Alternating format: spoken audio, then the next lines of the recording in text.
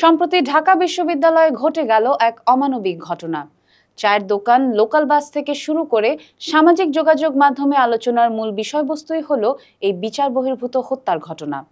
গত 18 সেপ্টেম্বর রাতে ঢাকা বিশ্ববিদ্যালয়ের ফজলুল হক হলের কতিপয় শিক্ষার্থী তোফাজ্জল হোসেন নামে মানসিক ভারসাম্যহীন এই যুবককে চোর সন্দেহে ধরে নিয়ে গিয়ে হলের অতিথি কক্ষে পিটিয়ে হত্যা করে। এই হত্যাকাণ্ডের প্রতিবাদে দেশের বিভিন্ন জায়গায় মানববন্ধন ও প্রতিবাদ সমাবেশও সংঘটিত হয়েছে। সম্প্রতি এই হত্যার কিয়দাংশ দায় উঠেছে মৃত তোফাজ্জলের ভাবির ঘাড়েও। এই বিষয়ে আমাদের বরগুনা প্রতিনিধি শফিকুল ইসলাম খোকনের তথ্যচিত্রে বিস্তারিত জানাচ্ছেন ফরিদুদ্দিন মোহাম্মদ। প্রেমিকার অভিভাবক দ্বারা প্রতিনিয়ত লাঞ্ছনা, বঞ্চনা, অপমান, মা বাবা ও ভাইকে হারানোর পর মানসিক ভারসাম্যহীন মাসুদ কামাল তোফাজ্জলের ভাবি শরীফা আক্তারি ছিল তার একমাত্র আশ্রয়স্থল। অভিযোগ উঠেছে শুধুমাত্র সম্পত্তির একচ্ছত্র মালিক হওয়ার লোভে সেই ভাবি তোফাজ্জলের সঙ্গে করেছেন কুকুর বিড়ালের মতো আচরণ। তোফাজ্জল সুস্থ থাকুক সেটাও কখনো চাননি তিনি। ক্ষমতায় থাকা বড় আমার চাকরি বেড়ে আমার আব্বা আম্মা নাই।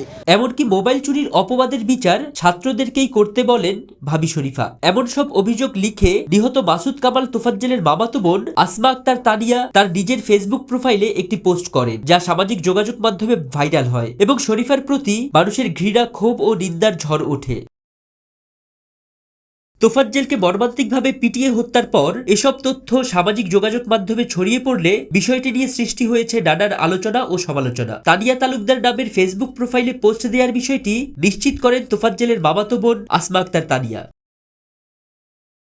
তানিয়া তার ফেসবুক পোস্টে লিখেন, তোফাজ্জল আমার ফুফাতো ভাই ছাড়াও দুধ ভাই। আমরা একই মায়ের দুধ খেয়ে বড় হয়েছি। তোফাজ্জলকে যারা মেরে ফেলেছে তারা তো অবশ্যই খুনি, কিন্তু আমার মতে তোফাজ্জলের আরো দুইজন খুনি অপরাধীর নামের তালিকা থেকে বাদ পড়ে গেছে। সেই দুইজন হলো ওর একমাত্র ভাবি এবং ভাইয়ের শাশুড়ি। তোফাজ্জলের পরিবারের শেষ আশ্রয় ছিল ওর একমাত্র ভাবি, যে কিনা ওর সাথে কুকুর বিড়ালের মতো আচরণ করত। তোফাজ্জল সুস্থ হোক সে সেটা কখনোই চায়নি। কেন চায়নি জানেন? কারণ তোফাজ্জল সুস্থ হলে সমস্ত সম্পত্তি ভাগ বসাবে। তিনি তার পোস্টে আরো লেখেন, তোফাজ্জলকে যখন ফজলুল হক হলের ছাত্ররা অত্যাচার করছিল তখন অভাগাটা নিরুপায় হয়ে ভাবিকেই কল দিতে বলেছিল। হয়তোবা ভেবেছিল ভাবির মনটা আমার জন্য একটু হলেও কাঁদবে, কিন্তু ওর ভাবি ফোন পেয়ে কি বলেছিল জানেন? সে মোবাইল চোরের বিচার ছাত্রদেরকেই করতে বলেছিল এবং এটাও বলেছিল যে তাকে যেন এ ব্যাপারে আর ফোন করা না হয়। এটা বলে রাতে ফোনটা বন্ধ করে ঘুমিয়ে গিয়েছিল। এসব অভিযোগের ভিত্তিতে ডেইলি বাংলাদেশের সঙ্গে সরাসরি কথা বলেছেন তোফাজ্জলের ভাবি শরীফা আক্তার। ও বিভিন্ন সময় বিভিন্ন নাম্বার থেকে আমারে মাঝে মাঝে রাত্রে ফোন দিত। উল্টো কথা বলে ফোন বন্ধ করে দিতাম। 18 তারিখ আমারে ফোন দিছে, ভাবি আমি তোফাজ্জল জগন্নাথ হলে আমি ধরা পড়ছি, চুরির দেয় আমার কাছে টাকা আছে, এটুকুই। তো আর একটা নাম্বার থেকে ফোন আসে। ফোন আসার পর আমার হুমকি দুমকি করা হয়, আপনি ওর ভাবি 2 লাখ টাকা। আমার কাছে কখনো 35,000 টাকার কথা বলে নাই। এটা বলছে তার আত্মীয় স্বজনের কাছে, মামার কাছে। সে একজন পুরুষ, সিদ্ধান্ত নিয়ে সে একটা দিতেও পারতো, হয়তো 35,000 টাকার জন্য তার জীবনটা বেঁচেও যেতে পারতো।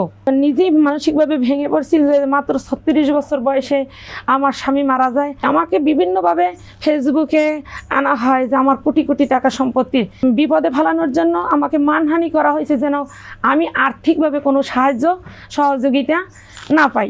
ভালো ছিল, সবার সাথে মিলতে।